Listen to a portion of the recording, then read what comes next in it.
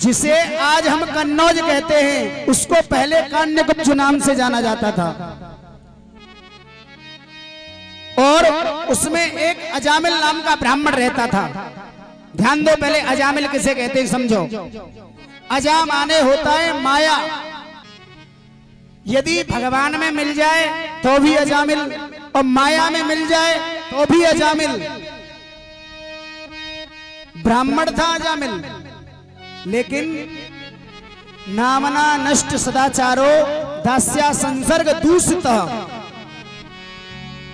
एक गड़का के संसर्ग में आने से उसका सदाचार नष्ट हो गया, उसकी ब्राह्मणता नष्ट हो गई।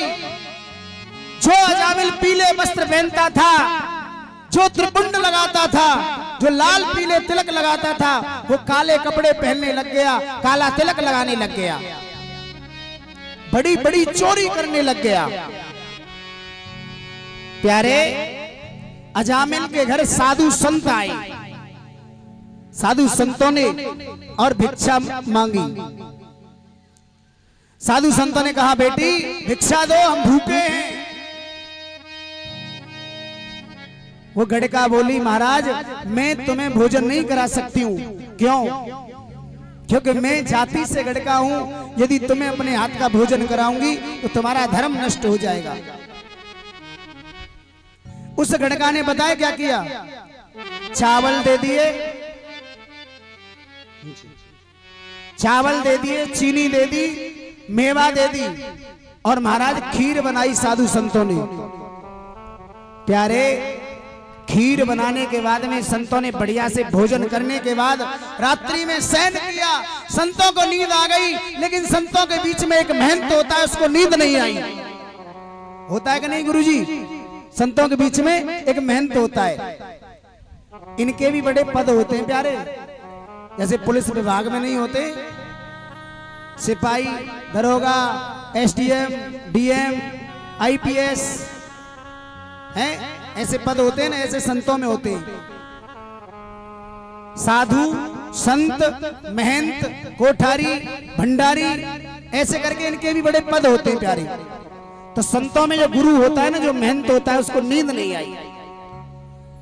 वो महंत बोला, प्यारे हमने इसका नमक खाया है, यदि इसका कल्याण नहीं हुआ, इसका अन्न खाया है हमने, इसका यदि कल्याण नहीं हुआ तो हमारा भोजन करना सब व्यर्थ है।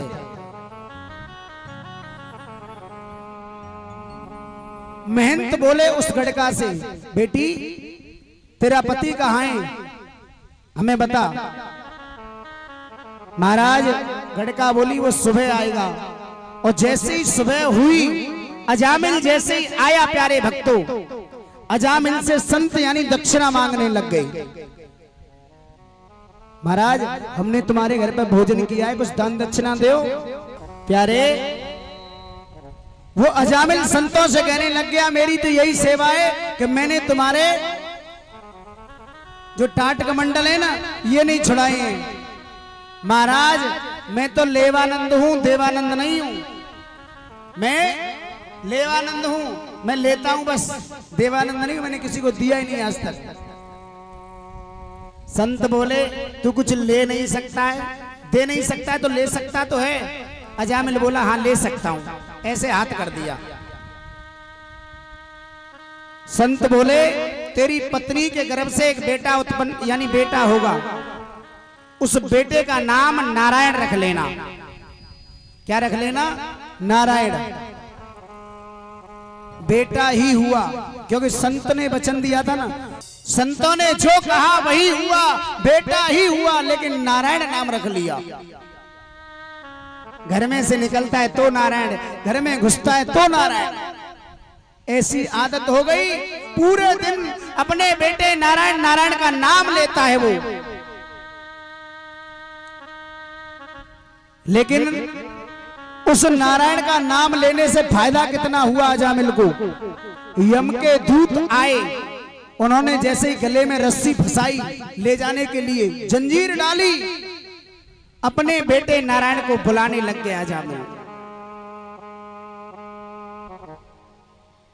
यमदूत खींच रहे मोकू, और यम दूत खींच रहे मोकू